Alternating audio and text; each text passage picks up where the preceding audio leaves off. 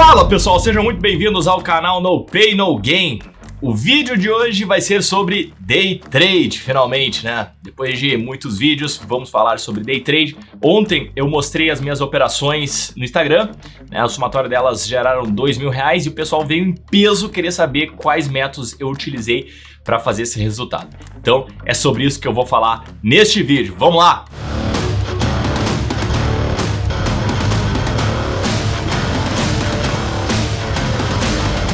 Pessoal, vamos então falar sobre Day Trade? Eu vou apresentar para vocês aqui 4 operações que eu fiz, tá? Todas elas em ações. Eu prefiro muito mais operar ações do que mini-índice. Eu entendo que as ações são muito mais direcionais, os sinais são muito mais contundentes. Já o mini-índice tem sinais muito erráticos, é muito fácil de tomar stop. Então eu tenho a minha preferência no intraday em papéis, em ações, e é isso que eu vou mostrar para vocês agora. Dá uma olhada. Vou começar aqui falando sobre IRB. Olha o que eu fiz aqui, cara. Primeiro, eu percebi que a IRB marcou uma zona de resistência aqui ao longo dos últimos 2 pregões, tá? Marcou aqui na faixa dos 41,30. Um topo, 2, 3, 4 topos. E na primeira barra do dia, nós tivemos aqui um rompimento com uma barra.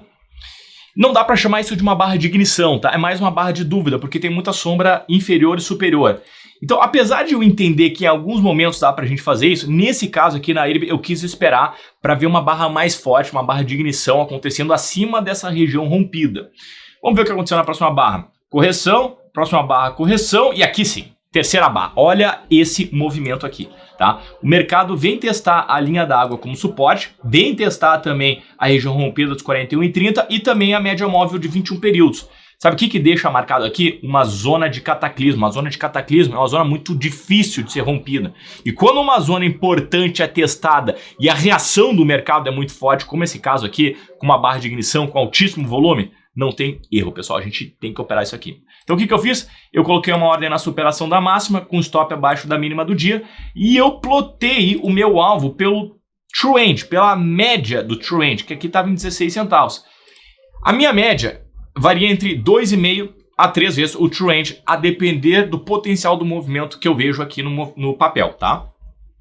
Nesse caso, eu joguei 2,5 vezes para cima, então aproximadamente deu 40 centavos. Então eu joguei lá, minha entrada foi exatamente em 48, então a minha saída em 88, tá? Eu preciso do acionamento, superação da máxima desse candle. Superou, tô dentro do trade. Tô com stop abaixo da mínima, tô com um alvo ali e tô fazendo a condução pela média móvel de 9. Se os preços fecharem abaixo da média móvel de 9, eu saio dessa operação com um stop menor do que aquele original. Isso é o grande truque desse tipo de operação, cara, porque eu diminuo o meu stop conforme a operação vai evoluindo, o que vai fazer com que o meu payoff suba drasticamente, tá? Mas beleza, não tenho nada a ser feito por enquanto, tá? Ou é alvo ou stop, ou ajuste se necessário. Segundo candle, terceiro, quarto candle bateu no alvo aqui, tá? Então, essa foi uma das operações, rendeu aí 0,91%, eu entro com R$500 de risco, então deu mais ou menos R$500 de ganho nessa operação. A outra operação foi em Suzano. Lembra que eu falei para vocês agora sobre a IRB ter rompido uma região de resistência com um martelo? É isso que eu fiz em Suzano, tá? No caso da Suzano, o volume projetado nesse dia estava muito alto. Então eu entendi que aqui eu poderia ser um pouquinho mais agressivo e não precisar esperar uma barra de ignição. Eu entrei já no rompimento através desse pequeno martelo. Então eu coloquei uma ordem na superação da máxima dessa barra com stop abaixo da mínima do dia. E aqui eu plotei também um alvo de 2,5. True End estava em 15 centavos vezes 2,5, daí aproximadamente 38 centavos, tá? Então 38 centavos meu ponto de entrada, ficou lá em 44,06, tá? Próxima barra, aciono meu trade e aqui mesma coisa. Não faço mais nada agora a não ser alvo ou stop ou ajuste do stop pela média móvel de 9. Vamos ver? Próxima barra, tô dentro. Aqui deu uma tubiada, mercado voltou, fiquei no negativo, mas eu tava tranquilo, porque eu tinha essa região de suporte aqui agora como região muito forte, ele não ia passar, né? Pelo menos era isso que eu tava esperando.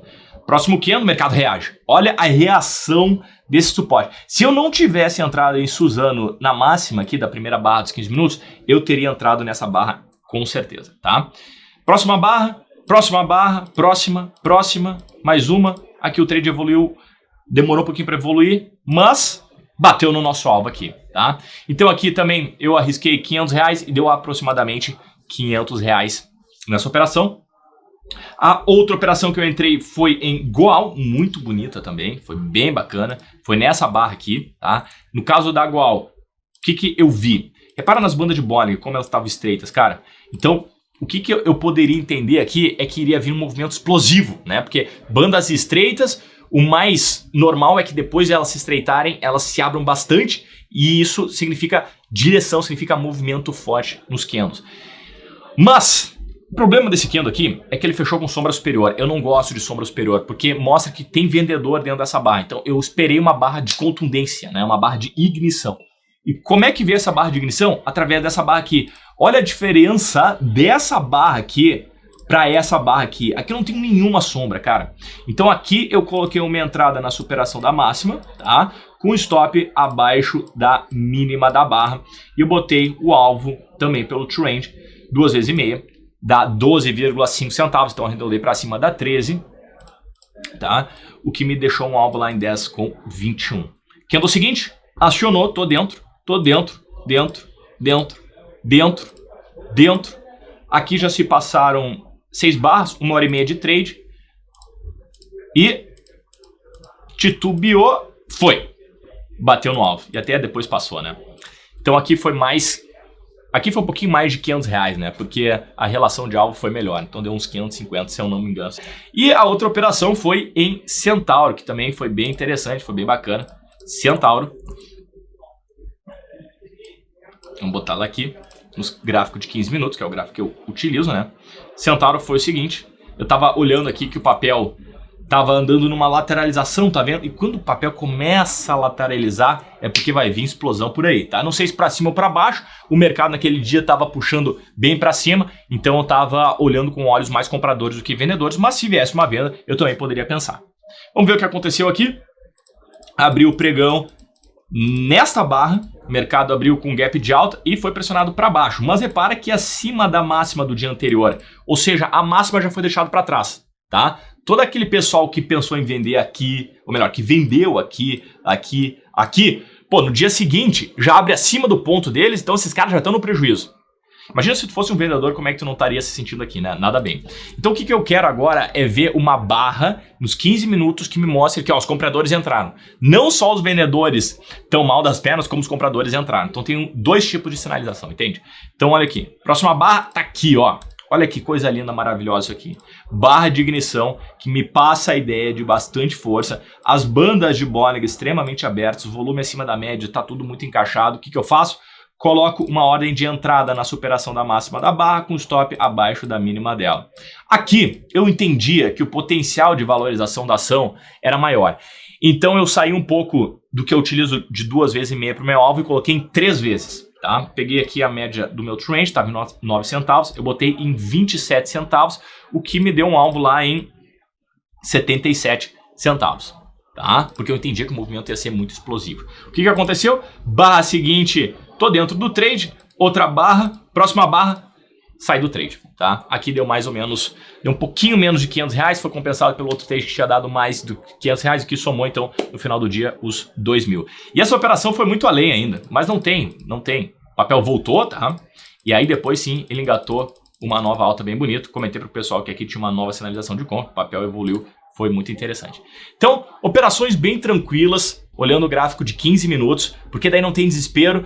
Também o sistema é bastante objetivo no que diz respeito à entrada, stop, saída, ajuste de stop, tá? Não tem negociabilidade, não tem eu querer negociar com esse sistema, e essa é a grande vantagem dele, esse objetivo, é isso que eu procuro, porque tira completamente as emoções que eu tô sentindo de dentro do trade. Muitas vezes o trade, ele é acionado e o papel não evolui direto pro alvo, o papel fica titubeando ali entre ponto de entrada, entre ponto negativo, entre ponto positivo, até que ele toma uma decisão. Mas eu sei exatamente o que fazer e quando fazer, dependendo da movimentação dos papéis, dependendo da movimentação dos candles. Então não tem subjetividade aqui, tá certo? Então esses foram os 4 trades que eu quis compartilhar com vocês, eu espero que vocês tenham gostado. E me diz aí, que tipo de setup tu utiliza para operar no intraday? Qual time frame tu utiliza? Aonde mais tu gosta de operar intraday? Mini índice, ações? Comenta aqui embaixo e a gente vai discutindo sobre isso. Até a próxima, pessoal. Forte abraço.